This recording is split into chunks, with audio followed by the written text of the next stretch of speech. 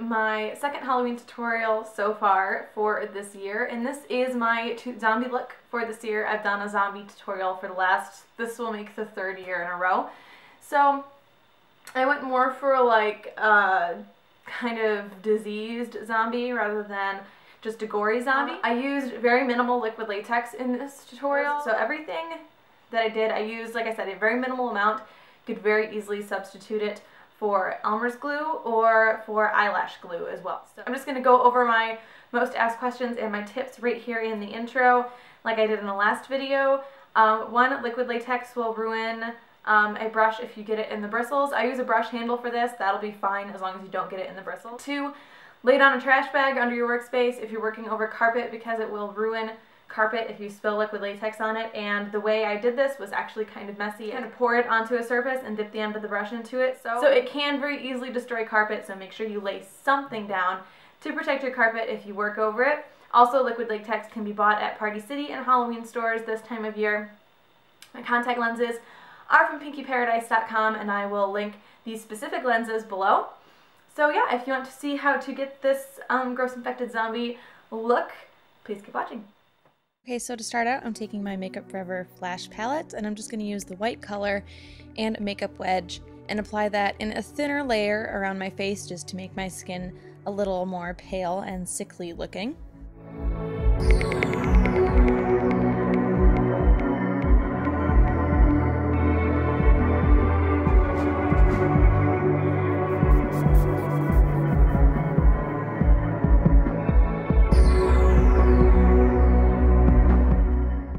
Then I'm taking the NYX Jumbo Eyeshadow Pencil in Cherry, and I'm applying that to my waterline. And I'm kind of getting it in between my lashes and then smudging it on my lower lash line with my finger. I've found that a little bit of this does go a long way, so you get a lot of red color from very little application.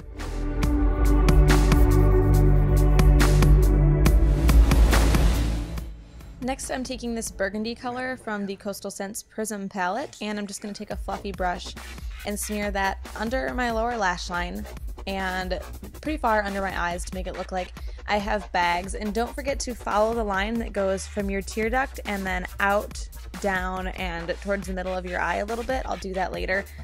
And this just helps make the bags under your eyes look even more realistic. And I'm also putting that on my eyelid, and you don't have to be careful with this at all. Really messy, just all over under your eye.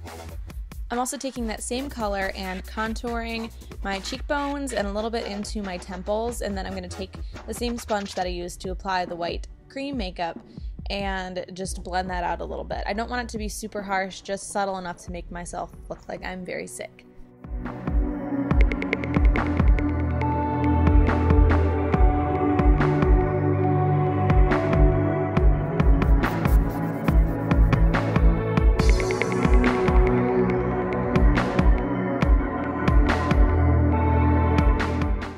Next, I'm just applying some concealer to my lips to take away some of the color.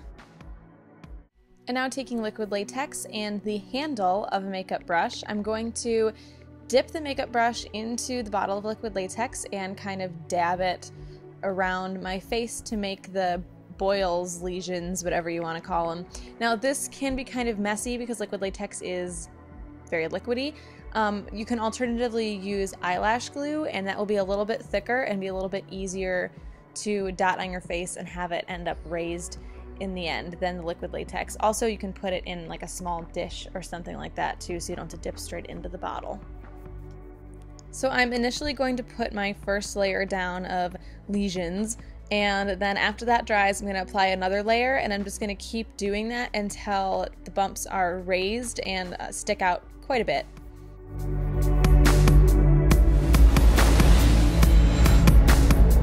No matter what happens, we'll all stay together. While I was waiting for my liquid latex to dry, I decided to take the NYX Jumbo Pencil in Cherry again and smudge it along my upper lash line just to add more redness into that area as well.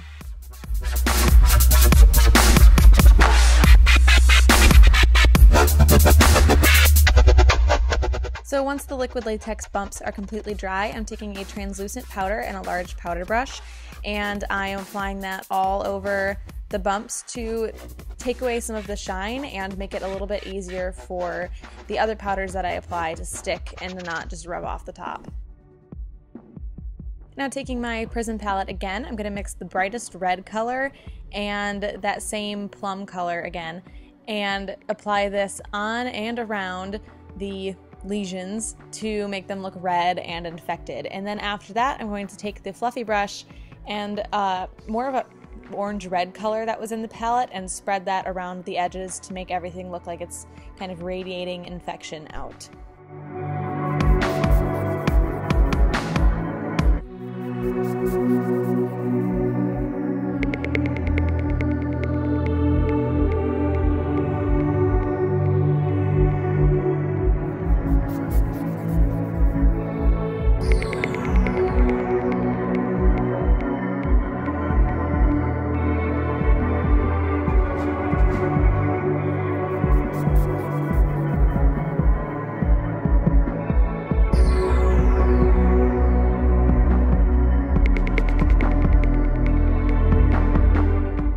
Now, when I was putting my dots of liquid latex down, I also applied some around the corners of my mouth, so I'm just going to rough that up with my fingers to make it look like my mouth was kind of crusty and foaming at one point.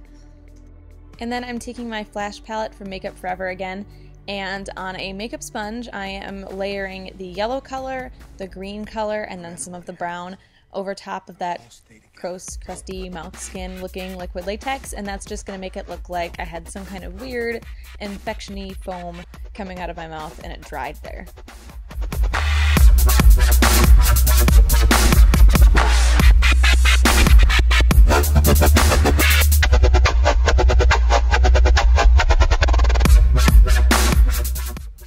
So the last thing I'm doing is taking my blood scab on a Q-tip, and I'm just applying this randomly to a few of the bumps just to make it look like they were either picked at or they came open and started bleeding on their own. And again, this was just totally random.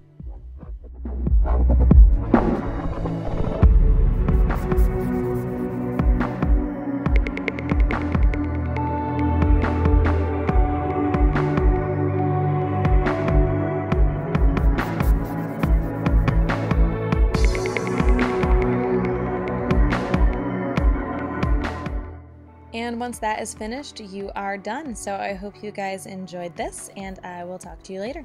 Bye.